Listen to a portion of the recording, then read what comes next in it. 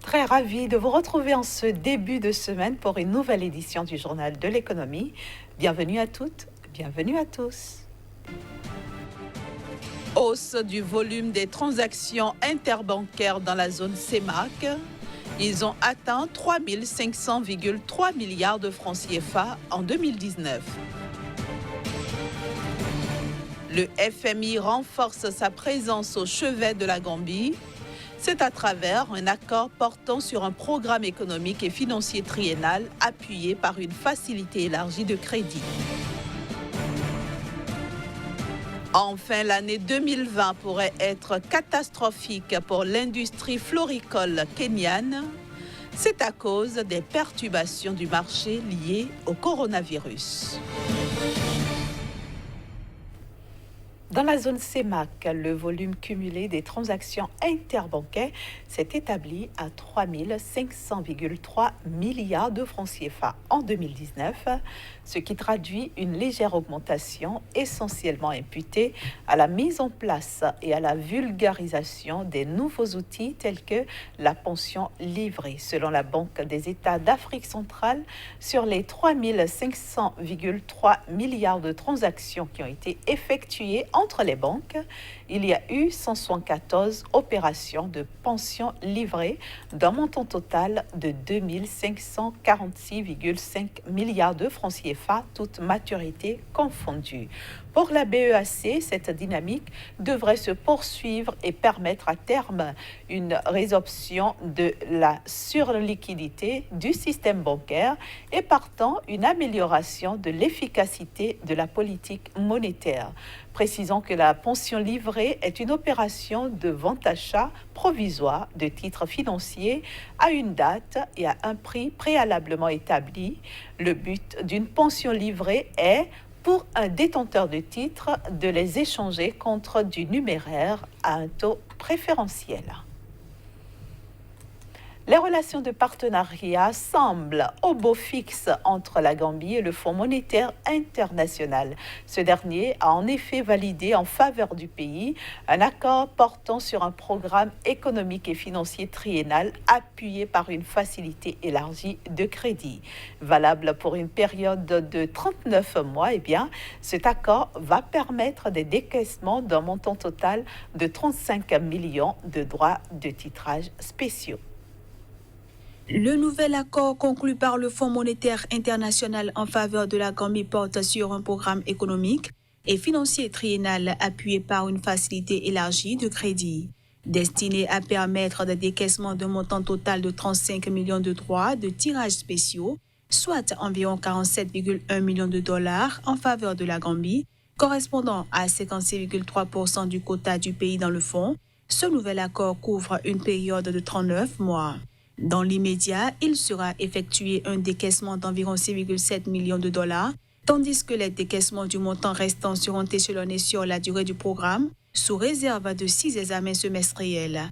Assez sur l'avancement des réformes dans le cadre de la mobilisation des recettes, la gestion des finances publiques et la gouvernance économique pour soutenir une croissance inclusive, le programme contribuera à ancrer la stabilité macroéconomique de la Gambie et à répondre aux besoins de la balance des paiements, notamment pour faire face à l'impact de la pandémie de COVID-19. Ceci dans un contexte où la croissance du produit intérieur brut réel de la Gambie a atteint 6% en 2019, malgré des précipitations irrégulières ayant entraîné une baisse de 10% de la production agricole. Par contre, le regain de confiance dans l'économie gambienne a contribué à soutenir une consommation et des investissements du secteur privé solide au terme d'une saison touristique record. Pour 2020, les projections de croissance du Fonds monétaire international s'élèvent à 6,3% du produit intérieur brut.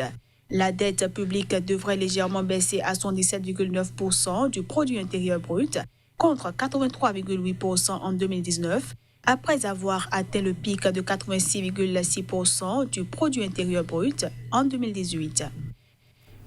Direction maintenant le Rwanda. La croissance économique a atteint 9,4% en 2019, faisant ainsi passer le produit intérieur brut à 9 105 milliards de francs rwandais, soit environ 9,6 milliards de dollars.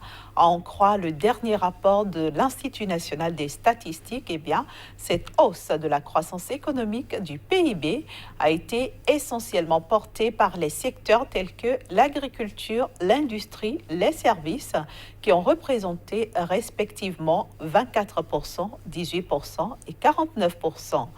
Quand l'on prend l'agriculture, elle a été soutenue par la croissance des cultures vivrières à 4%, tandis que celle des cultures d'exportation a été de 5%, principalement en raison de la croissance du café et du thé. En ce qui concerne l'industrie, elle a été stimulée par la construction et la manufacture qui ont augmenté respectivement de 33% et 11%. S'agissant maintenant des services, leur croissance a été soutenue par une augmentation du commerce de gros et de détail de produits fabriqués localement et importés, 16%, services de transport, 12%, services financiers, 8%, services hôteliers de restauration, 10%, pour ne citer que ces services-là. Si les perturbations du marché liées au coronavirus se poursuivent sur les 2 prochains mois, l'année 2020 serait catastrophique pour l'industrie floricole au Kenya. C'est en tout cas ce que redoutent les acteurs du secteur. Et pour cause, l'Europe, où sévit la pandémie, est le premier débouché du Kenya. Avec les perturbations du marché liées au coronavirus, les acteurs de l'industrie floricole kenyane redoutent une année 2020 catastrophique. Selon ces derniers, le secteur ne tiendra pas si ces perturbations se poursuivaient pour 2 mois supplémentaires.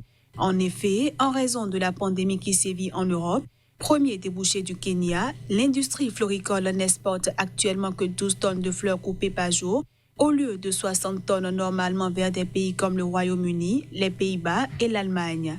À en croire le Conseil floricole kényan, tout le reste des volumes non expédiés a été détruit, étant donné qu'il n'y a pas de demande en Europe. La quasi-totalité du marché européen s'étant effondrée, l'industrie floricole kenyane est techniquement bloquée. Actuellement donc, la plupart des fermes tournent à 20% de leur capacité avec la moitié de leur effectif.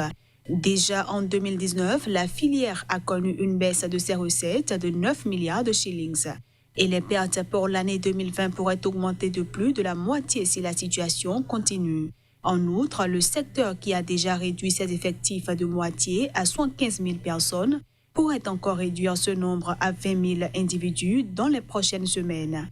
Pour juguler cette crise, le Conseil floricole kényan exhorte l'exécutif à rembourser la TVA de 9 milliards de shillings touchant l'industrie afin de permettre aux compagnies de poursuivre leurs activités. Direction maintenant la Côte d'Ivoire pour nous intéresser au marché public attribué aux PME dont le montant a augmenté en 2019. On en parle avec Kazmi Pédio et c'est juste après la pause. Bienvenue à vous, Kazmi Pédio. Bonjour Inès. Alors, qu'est-ce qui justifie la montée du montant des marchés publics attribués aux petites et moyennes entreprises en Côte d'Ivoire en 2019? Merci Inès. C'est la volonté politique, c'est d'abord ça, le premier facteur, mais aussi la transparence dans la gestion budgétaire au niveau donc de la Côte d'Ivoire et enfin l'envie de faire accroître donc les revenus des PME. Et ici, il faut bien noter, il s'agit des petites et moyennes entreprises et non les grosses entreprises. Désormais, donc, la Côte d'Ivoire est en croisade contre donc la précarité, le manque de financement au niveau de ces entreprises-là, et l'État ivoirien se veut désormais donc plus partenaire donc de ces entreprises. En effet, passé donc en 2018 de 15,6%, la Côte d'Ivoire a monté jusqu'à hauteur donc de 46,6% la capacité donc d'octroyer des marchés au niveau donc des PME, des petites et moyennes entreprises pour le compte de l'année budgétaire 2019. Voilà.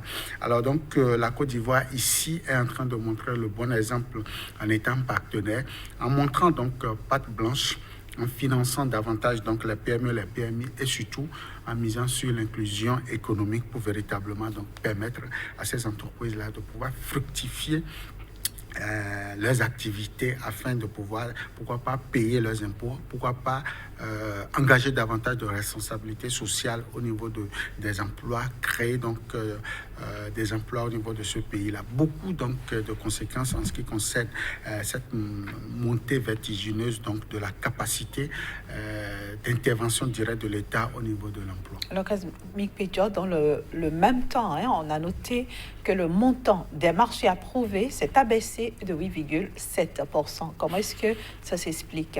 C'est vrai, Inès, c'est véritablement donc ce petit couac-là. Ceci s'explique par le simple fait que l'État veut désormais non seulement octroyer des marchés, mais être à l'avant-garde donc de la bonne exécution donc des chantiers et donc approuver les marchés reviendra forcément à l'État d'avoir un regard bienveillant en ce qui concerne donc la sincérité de ces PME et de ces PMI, parce que tout le monde n'y va pas forcément pour accompagner le processus de développement.